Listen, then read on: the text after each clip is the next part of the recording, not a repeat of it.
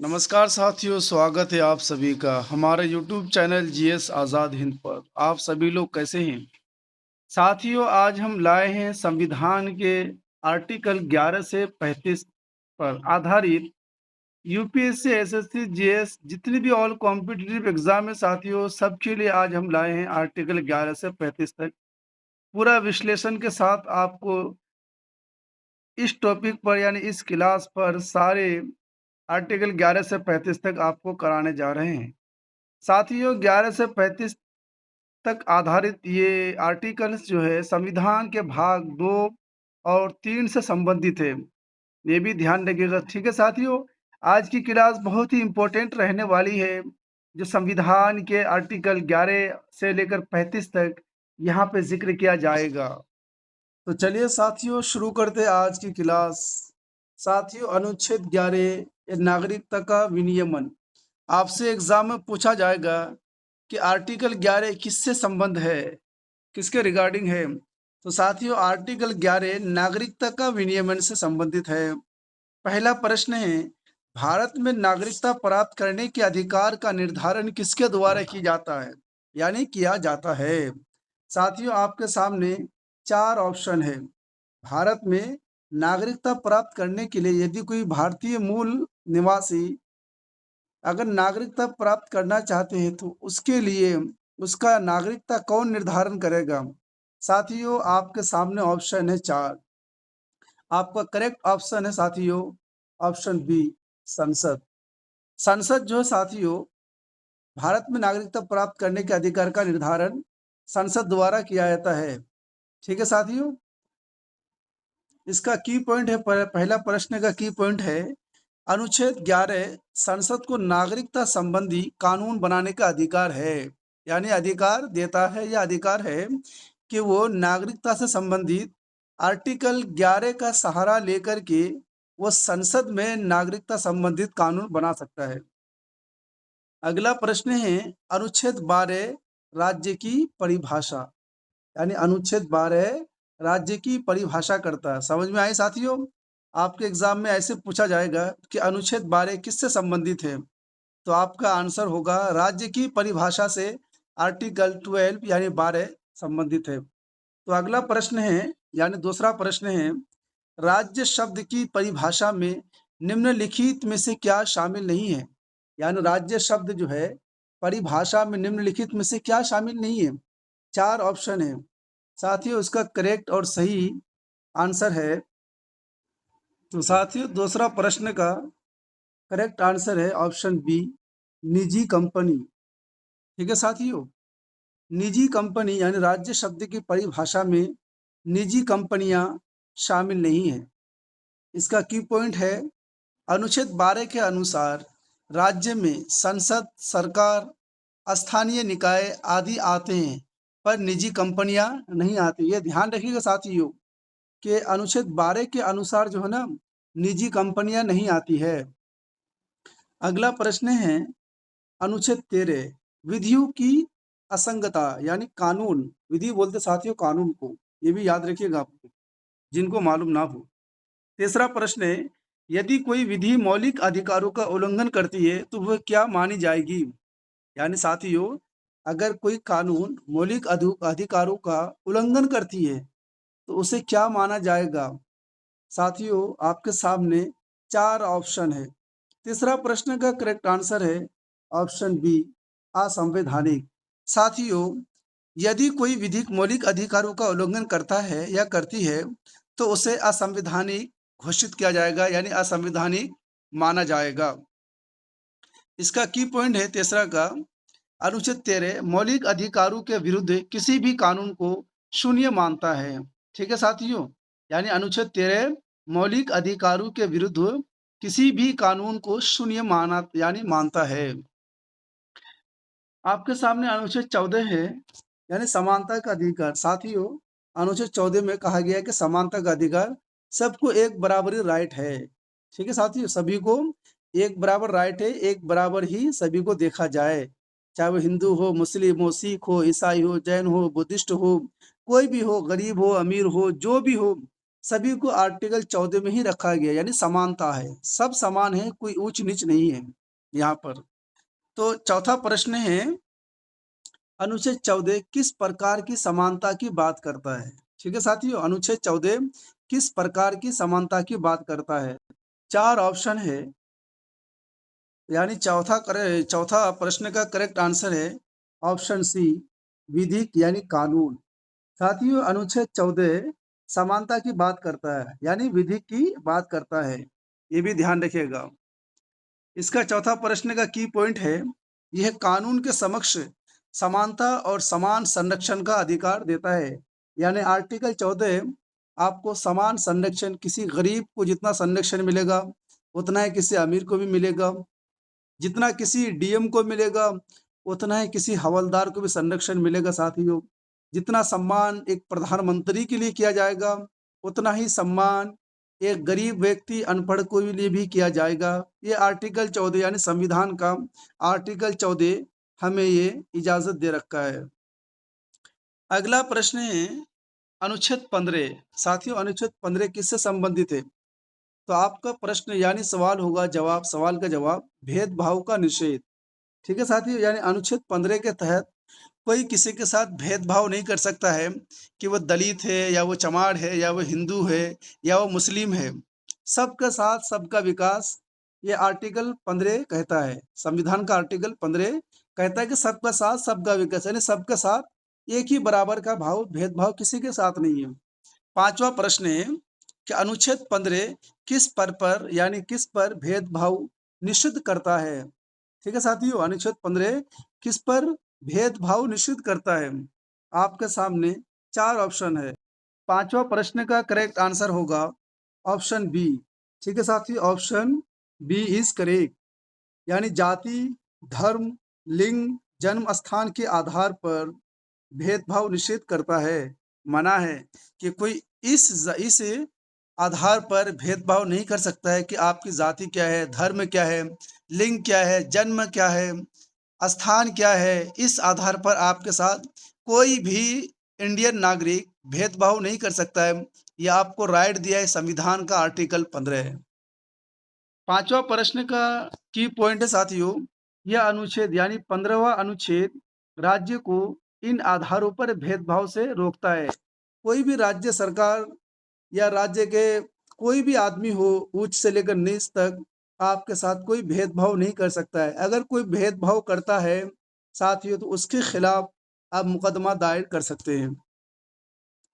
अनुच्छेद 16 लोक सेवाओं में समान अवसर।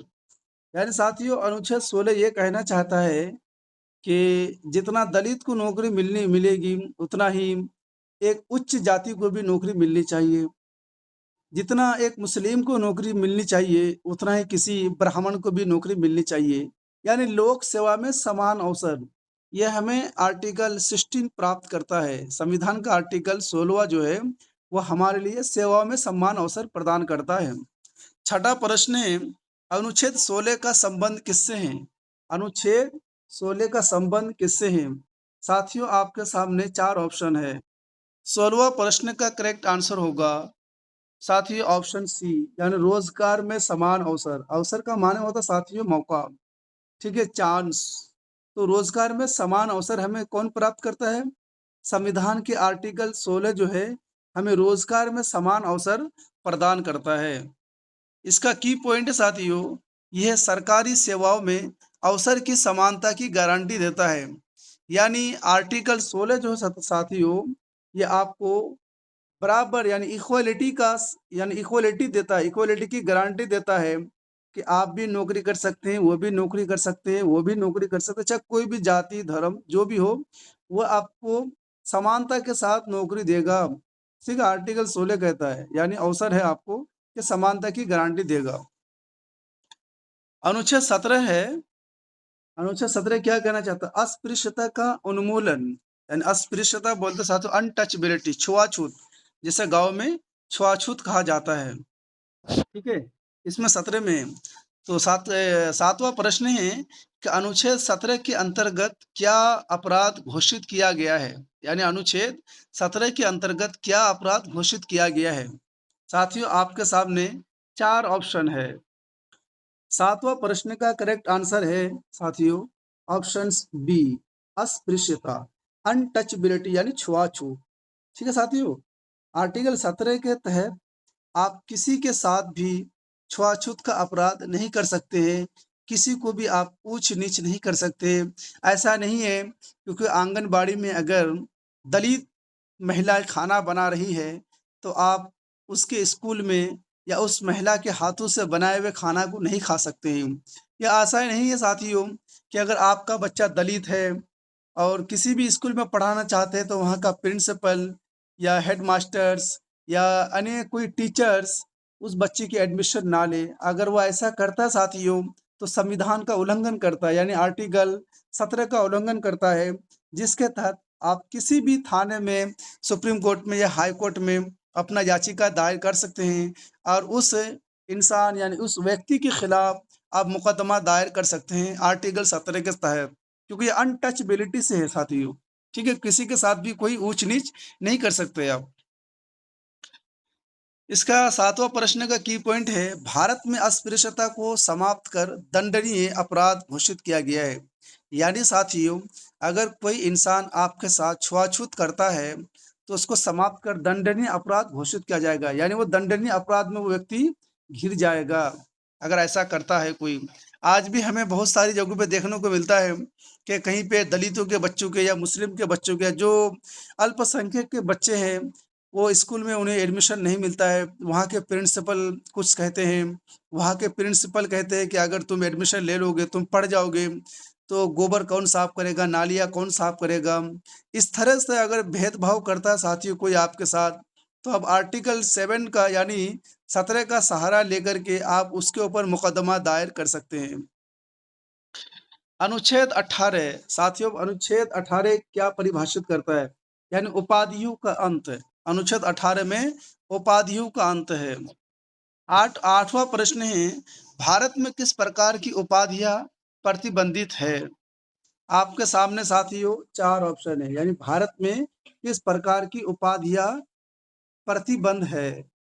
8वां प्रश्न का करेक्ट आंसर है ऑप्शन बी साथियों, ऑप्शन बी, यानी राज्य द्वारा दी गई गैर सैन्य उपाधियां प्रतिबंध है।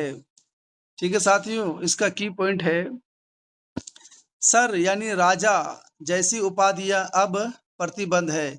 अगर कोई सर का उपाधि देता है या राजा का उपाधि देता है तो ऐसी उपाधियों पर प्रतिबंध है।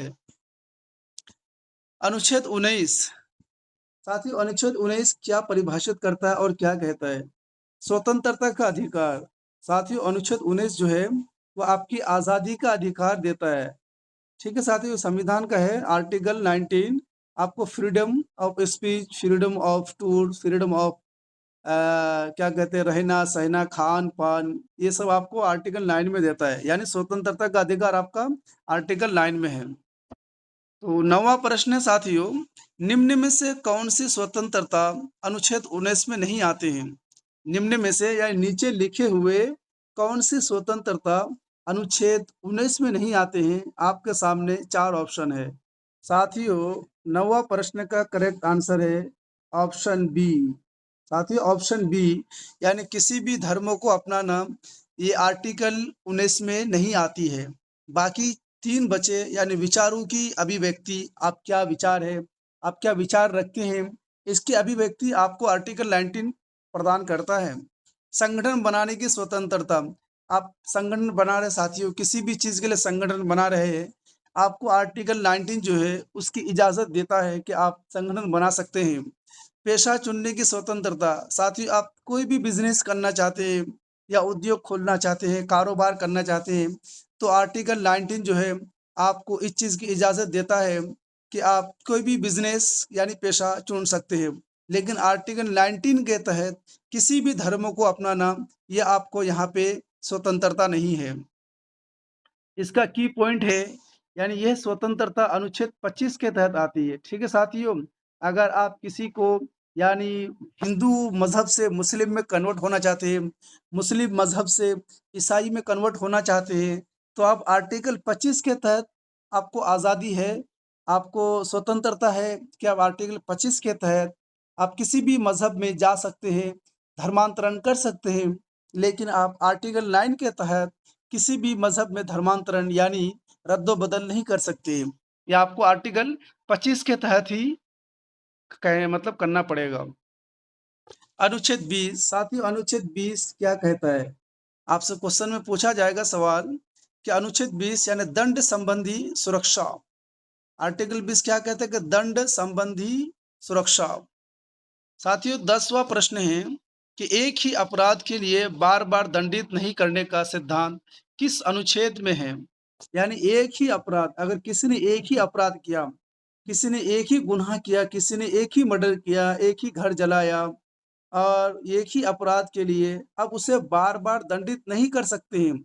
ये सिद्धांत साथियों किस अनुच्छेद में है? आपके सामने 4 ऑप्शन है। साथियों, 10वां प्रश्न का करेक्ट आंसर है ऑप्शन बी, यानी एक ही अपराध के लिए आप बार बार उसे सजा नहीं दे सकते हैं।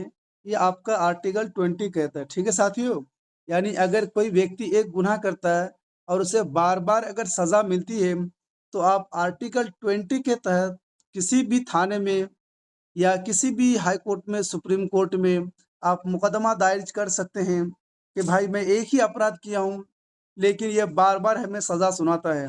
ये आपका राइट है कि आर्टिकल 20 आपको इस चीज़ से बचाने की यानी बचाता है। इसका की पॉइंट है साथियों, इसे डबल जेओपर्डी सिद्धांत भी कहा जाता है। इसे भी आप ध्यान रखिएगा, ठीक है? अगर आपके मोहल्ले में, समाज में, भाई बंधु में अगर किसी ने एक गुनाह किया है और उसे बार-बार सज़ा मिलती है तो आप आर्टिकल 20 का हवाला देकर के उसे आप परास्त कर सकते हैं। अगला प्रश्न है साथियों आर्टिकल 21 यानी अनुच्छेद 21 जीवन और व्यक्तिगत स्वतंत्रता का अधिकार। साथियों, आपको आर्टिकल 21 क्या प्रदान करता है? जीवन और व्यक्तिगत स्वतंत्रता का अधिकार आपको आर्टिकल 21 प्रदान करता है। 11वां प्रश्न है जीवन का अधिकार किस अनुच्छेद में है? साथियों, जीवन का अधिकार किस अनुच्छेद में है? आपके सामने 4 ऑप्शन है। साथियों, 11वां प्रश्न का करेक्ट आंसर है ऑप्शन सी यानी 21। साथियों, जीवन का अधिकार किस अनुच्छेद में है? तो आर्टिकल 21 में है। इसके कुछ की पॉइंट है साथियों, 10वां प्रश्न का यानी 11वां प्रश्न का। इसे मूलभूत अधिकारों का हृदय भी कहा जाता है, यानी आर्टिकल 29 को मूलभूत अधिकारों का हृदय भी कहा जाता है। आपको ये आर्टिकल 21 ये कहता है कि आप कैसे रह रहे, नहीं रह रहे, कहाँ शादी करना चाहते हैं, कहाँ शादी नहीं करना चाहते हैं। अगर आपको कोई परेशान कर रहा है, कोई एसी चला रहा है आपके सामने और आपको उससे गर्मी लगती है, तो आप इसके खिलाफ याचिका दायर कर सकते हैं, यानी इसके ऊपर आप एक्शन ले सकते हैं। यह आपका अधिकार है आर्टिकल 21 के तहत। अब आ गया साथियों अनुच्छेद 21 ए। अनुच्छेद 21 ए शिक्षा का अधिकार। ठीक है साथियों, आपसे पूछा जाएगा एग्जाम में आर्टिकल 21 ए क्या कहता है, किससे संबंधित है? तो आपका आंसर होगा यानी आर्टिकल 21 ए शिक्षा का अधिकार हमें देता है। प्रश्न साथियों 12वां यानी 12वां प्रश्न है 6 से 14 वर्ष तक के बच्चों के लिए शिक्षा अनिवार्य की गई है। ठीक है साथियों, 6 साल की उम्र से लेकर 14 वर्ष तक के बच्चों के लिए, यानी 14 वर्ष के जो यानी 6 से लेकर 14 वर्ष के बीच में जो है बराबर तक है, उस वर्ष के बच्चों के लिए शिक्षा अनिवार्य की गई है। आपके सामने 4 ऑप्शन है। साथियों, 12वां प्रश्न का करेक्ट आंसर है ऑप्शन बी, यानी 86वें संविधान संशोधन द्वारा 6 से 14 वर्ष तक के बच्चों के लिए शिक्षा अनिवार्य की गई, यानी फ्री की गई है 46वें संविधान संशोधन द्वारा। इसका की पॉइंट है साथियों, अभी मैं आपको समझाऊंगा बढ़िया तरह से। अनुच्छेद 21 ए इसी संशोधन से जोड़ा गया है। ठीक है साथियों, दोस्तों 86वां संविधान संशोधन 2002 में हुआ था। इस संशोधन के द्वारा शिक्षा के अधिकार को मौलिक अधिकार बनाया गया। साथियों, 2002 और 46 यानी 86वां संविधान संशोधन से पहले शिक्षा जो है हमारे लिए मौलिक अधिकार नहीं था, लेकिन 86वां संविधान संशोधन 2002 में हुआ था, जिसके तहत शिक्षा के अधिकार को मौलिक अधिकार बनाया गया और 6 से 14 वर्ष के बच्चों के लिए मुफ्त और अनिवार्य शिक्षा का प्रावधान किया गया। संविधान का 86वां संशोधन अधिनियम 2002 भारत के संविधान में एक महत्वपूर्ण संशोधन था, जिसने शिक्षा के अधिकार को मौलिक अधिकार के रूप में स्थापित किया। साथियों, ये क्वेश्चन बहुत ही इम्पोर्टेंट है, प्लीज़ आप कॉपी में ज़रूर नोट डाउन कर लें। ठीक है साथियों, क्योंकि ये क्वेश्चन हर एग्ज़ाम में ऑलमोस्ट पूछा जाता ही है। साथियों, अगला प्रश्न है, यानी अगला अनुच्छेद है अनुच्छेद 22, गिरफ्तारी और नजरबंदी से सुरक्षा। ठीक है साथियों, आर्टिकल 20 क्या है? गिरफ्तारी और नजरबंदी से सुरक्षा। 13वां प्रश्न है, किस अनुच्छेद में निवारक निरोध यानी प्रिवेंटिव डिटेंशन की बात की गई है? आपके सामने 4 ऑप्शन है। 13वां प्रश्न का करेक्ट आंसर है ऑप्शन डी। साथियों, 22 यानी आर्टिकल 22 में है ना, निवारक निरोध की बात की गई, यानी प्रिवेंटिव डिटेंशन की बात की गई है आर्टिकल 22 में। इसका थोड़ा सा की पॉइंट है, यानी इसमें बंदी को वकील और सुनवाई का अधिकार मिलता है। अगर जो बंदी बनाए गए साथियों, वो आर्टिकल 22 के तहत बंदी को वकील यानी वकील कर सकते हैं और सुनवाई का अधिकार उस व्यक्ति को है। साथियों, भारतीय संविधान का अनुच्छेद 22 गिरफ्तारी और हिरासत के संबंध में कुछ सुरक्षा उपाय प्रदान करता है। यह सुनिश्चित करता है कि गिरफ्तार किए गए व्यक्ति को उसकी गिरफ्तारी के कारणों की जानकारी दी जाए, यानी किस कारण से वह व्यक्ति गिरफ्तार हुए हैं, उस कारणों की जानकारी उसे देने की इजाज़त है और उस व्यक्ति को वकील से परामर्श करने का अधिकार हो और उसे 24 घंटे के भीतर साथियों मजिस्ट्रेट के सामने पेश किया जाए। ठीक है साथियों, ये आर्टिकल 22 है। अगर किसी व्यक्ति को पुलिस वाले या कोई भी व्यक्ति या पुलिस वाले अगर गिरफ्तार कर लेता है, तो यानी आर्टिकल 22 ये कहता है कि उसे वकील के द्वारा उसकी परामर्श लिया जाए कि भाई वो किस वजह से गिरफ्तार हुए और किस वजह से उसे पकड़ा गया है। और आर्टिकल 20 के तहत साथियों थाने वाले या पुलिस वाले 24 घंटे के अंतराल में उसे मजिस्ट्रेट के सामने पेश किया जाएगा। अगर पेश नहीं होता साथियों, तो अब आप जो है आर्टिकल 22 का हवाला देते हुए आप उसके ऊपर भी केस मुकदमा दायर कर सकते हैं। ये जानकारी जो है साथियों बेसिक है, आप सभी लोगों को पता होना चाहिए। अनुच्छेद 23 साथियों, अनुच्छेद 23 मानव तस्करी का निषेध। आर्टिकल 23 चल रहा साथियों, मानव तस्करी का निषेध, यानी मानव तस्करी निषेध, जो इंसानों को बेचता है, तस्करी करता है, उसके बारे में यहाँ पर वर्णन है। साथियों, 14वां प्रश्न का करेक्ट आंसर है ऑप्शन सी 23। साथियों, 23 जो है भारत में बंधुआ मजदूर किस अनुच्छेद में निषिद्ध है? तो आर्टिकल 23 में जो है बंधुआ मजदूर निषिद्ध है। इसका की पॉइंट है, यह अनुच्छेद शोषण के विरुद्ध सुरक्षा देता है। साथियों, इसके बारे में थोड़ा सा और मैं ब्रीफली बता दूं कि भारतीय संविधान का अनुच्छेद 23 शोषण के विरुद्ध अधिकार के अंतर्गत आता है और ये मानव तस्करी यानी इंसान की तस्करी और सभी प्रकार के जबरन श्रम बेरोजगारी पर रोक लगाता है। सपोज दैट साथियों, आपने किसी से पैसा लिया 20,000 और आप पैसा दे नहीं पा रहे।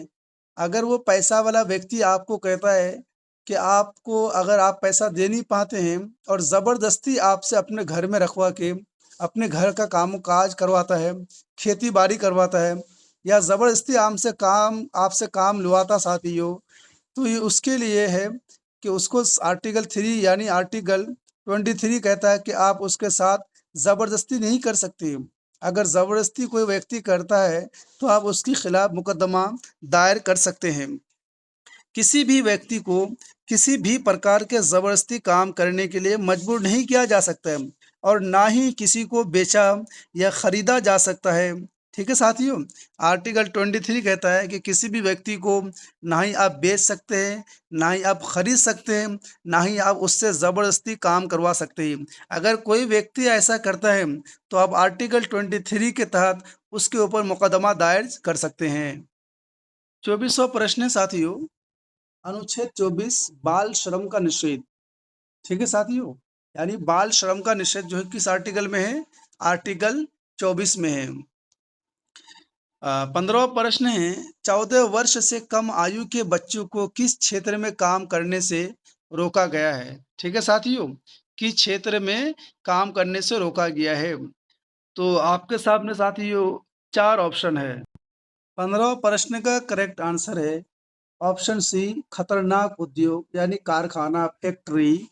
जहाँ पे भी खतरनाक गंदगी रहती हो वहाँ पे बच्चों के लिए सेफ नहीं है, या कोई ऐसी जहरीली जो क्या कहते हैं कि प्रोडक्ट होता है जो कारखाने में काम किया जाता है, उस प्रोडक्ट से, उस प्रोडक्ट में यानी उस कारखाने में काम करने से आपके बच्चों के लिए हिफाजत करता, प्रोटेक्ट करता है वो आर्टिकल साथियों 24।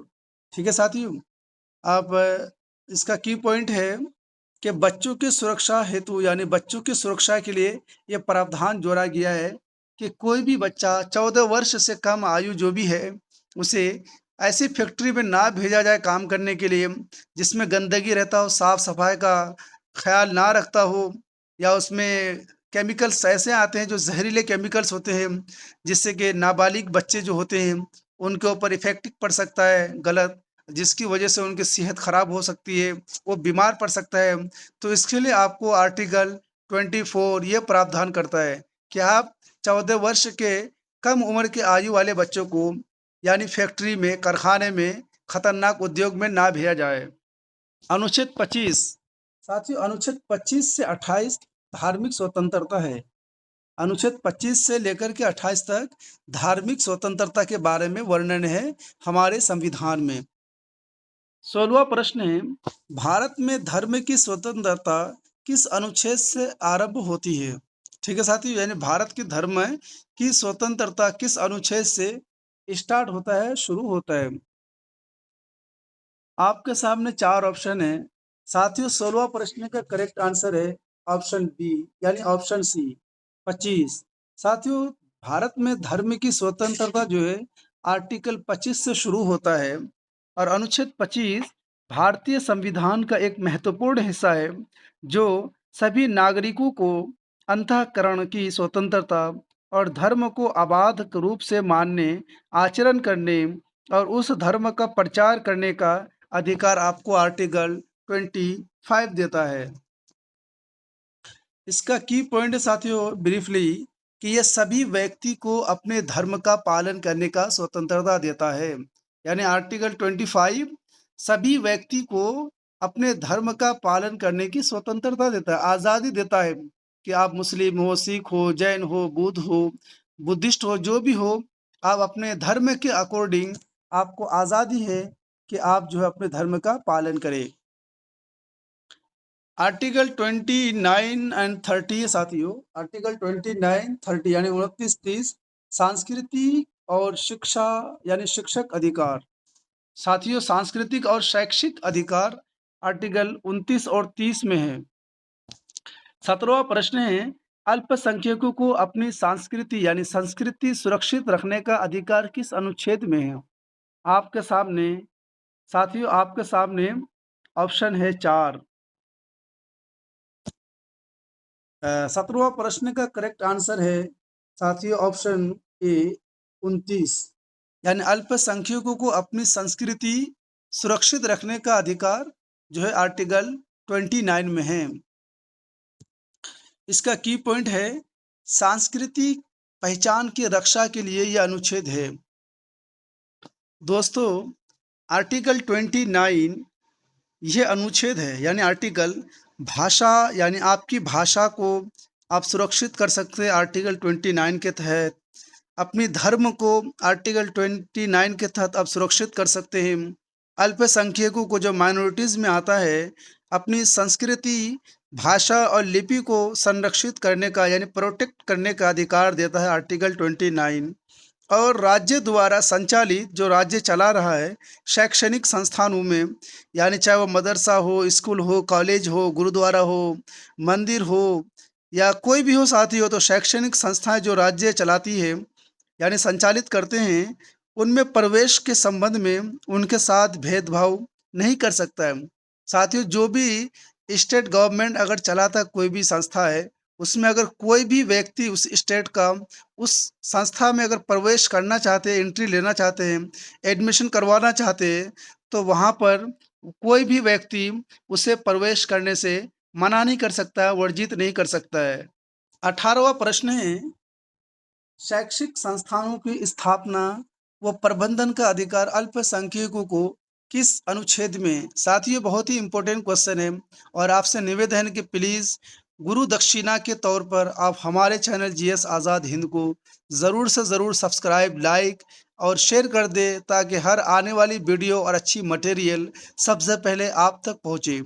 साथियों, 18वां प्रश्न है, ज़रा ध्यान से देखना। शैक्षिक संस्थानों की स्थापना व प्रबंधन का अधिकार अल्पसंख्यकों को किस अनुच्छेद में है? साथियों, बहुत ही इंपॉर्टेंट क्वेश्चन है। आपके सामने साथियों 4 ऑप्शन है। 18वां प्रश्न का करेक्ट आंसर है ऑप्शन सी साथियों 30, यानी आर्टिकल 30 शैक्षिक संस्थानों की स्थापना व प्रबंधन का अधिकार अल्पसंख्यकों को दिया गया है, प्रावधान है। यानी अल्पसंख्यकों की जो शैक्षणिक संस्थाएं हैं और उसका जो प्रबंधन मैनेजमेंट करता है, उसका अधिकार जो है ना, आपका संविधान आर्टिकल 30 में है कि आर्टिकल 30 के तहत इन यानी शैक्षणिक संस्थानों का स्थापना और प्रबंधन का अधिकार आपको प्राप्त है। इसके बारे में की पॉइंट है साथियों, धार्मिक और भाषाई अल्पसंख्यकों को ये अधिकार है। ठीक है साथियों, आर्टिकल 30 के तहत धार्मिक और भाषाई अल्पसंख्यकों को यह अधिकार है। इसके बारे में थोड़ा सा 2 पॉइंट और आप लिख लीजिए, जो आपके एग्जाम पॉइंट ऑफ व्यू से बहुत ही बेस्ट है। दोस्तों, आप आर्टिकल 30 के तहत अपने धर्म के लिए कोई शैक्षणिक संस्थान बना सकते हैं जो आपको पसंदीदा हो, और आप खुद उसकी प्रोटेक्ट भी कर सकते हैं आर्टिकल 30 के तहत, चाहे वो भाषाई हो साथी हो या वो धार्मिक हो। तो आर्टिकल 30 के तहत पसंद के शैक्षणिक संस्थान की स्थापना और प्रशासन का मौलिक अधिकार प्रदान कर सकते हैं। आर्टिकल 32 साथियों, ये बहुत ही इम्पोर्टेंट क्वेश्चन है, बहुत ही इम्पोर्टेंट। जितनी इनकी प्रशंसाएं की जाए वो कम है। आर्टिकल 32 संवैधानिक उपचारों का अधिकार है। ठीक है साथियों, जरूर याद रखिएगा।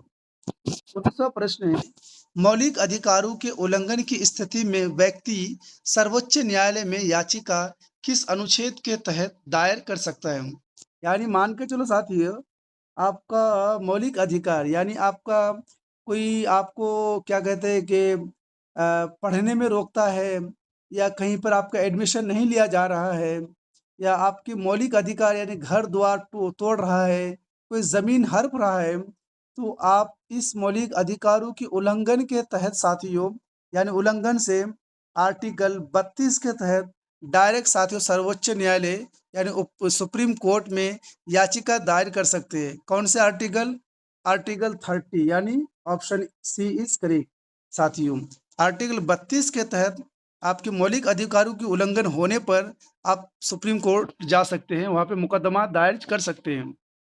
की पॉइंट है साथियों, इसे संविधान की आत्मा कहा जाता है। डॉक्टर अंबेडकर ने साथियों आर्टिकल 32 को संविधान की आत्मा कहा है। अनुच्छेद 33 और 35 विशेष शक्तियां और संशोधन। ठीक है सर, अनुच्छेद 33, 35 विशेष शक्तियां और संशोधन। 20वां प्रश्न है, सशस्त्र बलों के मौलिक अधिकार सीमित करने का अधिकार किसे है? साथियों, आपके सामने 4 ऑप्शन है। साथियों, 20वां प्रश्न का करेक्ट आंसर है ऑप्शन सी इज करेक्ट, यानी संसद। साथियों, संसद जो है सशस्त्र बलों के मौलिक अधिकार सीमित करने का उसे अधिकार दिया है। ठीक है साथियों, संसद कर सकते हैं। इसका की पॉइंट है कि अनुच्छेद 33 संसद को ऐसा करने की शक्ति देता है ना? अनुच्छेद 33 में इसका वर्णन है। हमारा अंतिम और लास्ट प्रश्न साथियों, आपसे निवेदन कि प्लीज़ हमारे चैनल को गुरु दक्षिणा के तौर पर ज़रूर सब्सक्राइब करें, लाइक एंड शेयर ज़रूर कर दें, ताकि हमारे लिए ये खुशी की बात होगी। साथियों, कौन सा अनुच्छेद विशेष रूप से कानून निर्माण की शक्ति संसद को देता है, जो मौलिक अधिकारों को प्रभावित कर सकता है? यानी सवाल ये कह रहा है साथियों कि वो कौन सा आर्टिकल्स है जो ख़ास तौर से संविधान को ये अधिकार देता है कि वो कानून निर्माण की शक्ति यानी कानून बनाने की शक्ति उसे मिली है। आपके सामने साथियों 4 ऑप्शन हैं। 21वां प्रश्न का करेक्ट आंसर है ऑप्शन सी साथियों 35। ये आर्टिकल ऐसा है साथियों जो संसद कानून बना सकते हैं। संसद को ये शक्ति दी गई है कि वो कानून का निर्माण करे।